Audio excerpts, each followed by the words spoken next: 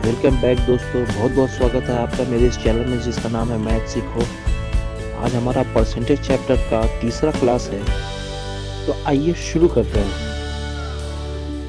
तो आइए हम यहाँ देखते हैं सबसे पहला क्वेश्चन आपके सामने ये रहा।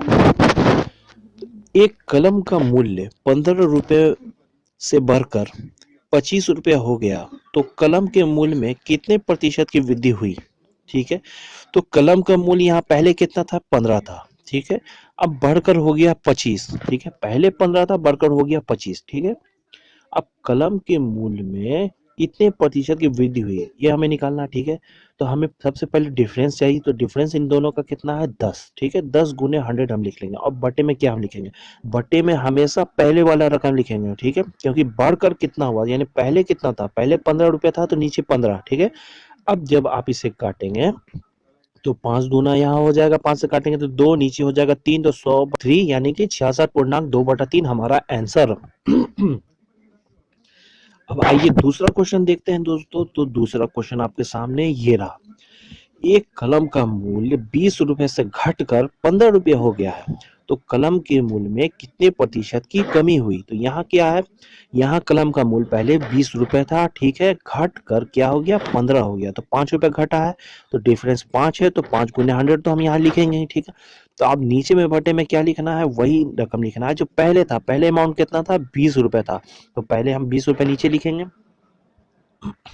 उसके बाद जब इसे सॉल्व आप कीजिएगा, ठीक है, तो आ जाएगा आपको 5 चौको, यहाँ 4 नीचे हो जाएगा, 5 से जब 20 को काटिएगा तो 4 नीचे हो जाएगा। ठीक है, अब जब इसे सॉल्व कीजिएगा तो 25% हमारा आंसर हो गया, 25 चौको 100। ठीक है, तो आइए दूसरा क्वेश्चन देखते हैं दोस्तों। तो अगला क्वेश्चन आपके सामने ये रहा। आम का मूल्य 25 रुपए से घटकर 20 रुपया हो गया, तो खपत में कितने प्रतिशत की वृद्धि की जाए कि पहले से खर्च ना। देखिए दोस्तों, ये दूसरा क्वेश्चन है और पहले दूसरा क्वेश्चन था, वहां था कि मूल्य में कितने प्रतिशत की कमी या वृद्धि हो रही थी। यहाँ देखिए आप खपत वाला क्वेश्चन है, तो खपत में कितने प्रतिशत की वृद्धि कमी, जब खपत पूछ रहा है तो हमेशा जब अमाउंट 25 से बढ़कर यहाँ 20 हो जाएगा तब हमेशा हम बाद वाला अमाउंट लिखेंगे। ठीक है, ये दो तरह के क्वेश्चन एग्जाम में आते हैं, हमेशा आप याद रखिएगा। ठीक है, एक प्रतिशत होता है कितने प्रतिशत की कमी वृद्धि हुई, एक खपत होता है।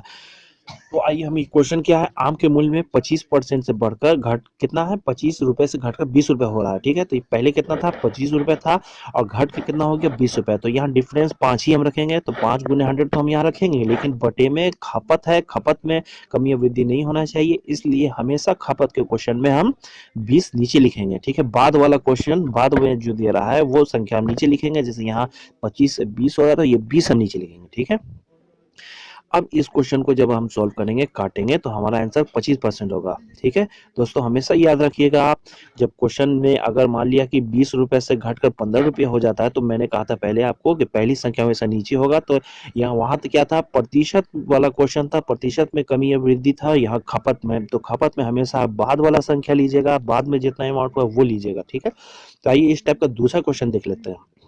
ये पहले वीडियो में भी मैंने आपको बताया था, एक बार और देख लीजिए, ये क्वेश्चन को बहुत इंपॉर्टेंट है। चीनी के मूल्य में, ठीक है, चीनी का मूल्य 6 रुपए से प्रति किलो से बढ़कर 7.5 रुपए प्रति किलो हो गया, तो खपत में कितने प्रतिशत की कमी की जाए कि पहले से खर्च ना बढ़े। ठीक है दोस्त, तो यहाँ 6 रुपए मूल्य था, बढ़कर 7.5 हो गया, तो डिफरेंस कितना है, 1.5 रुपया, तो 1.5 रुपया गुने 100 तो होगा ही। ठीक है, नीचे नीचे अब क्या होगा दोस्तों, पहली संख्या ना होगी, यहाँ दूसरी संख्या होगा, क्योंकि खपत वाला क्वेश्चन है। 7.5 नीचे लिखेंगे, अब काटेंगे तो 20 आंसर आएगा। ठीक है, आइए तो अब दूसरा क्वेश्चन देखते हैं दोस्तों। तो अगला क्वेश्चन आपके सामने ये रहा। यदि किसी भिन्न के अंश में, ठीक है, 15% की वृद्धि और हर में 8% की कमी करने से नया भिन्न 15/16 हो जाता है, तो मूल्य भिन्न ज्ञात कीजिए। तो दोस्तों आइए इस क्वेश्चन को कैसे सॉल्व करते हैं, तो आइए देखते हैं।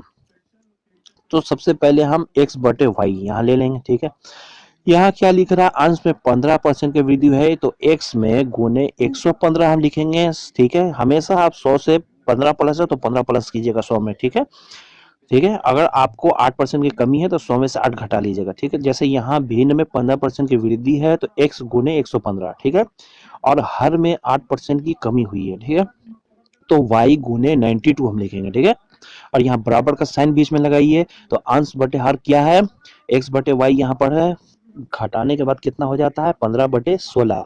ठीक है, कमी वृद्धि करने के बाद कितना होता है 15/16।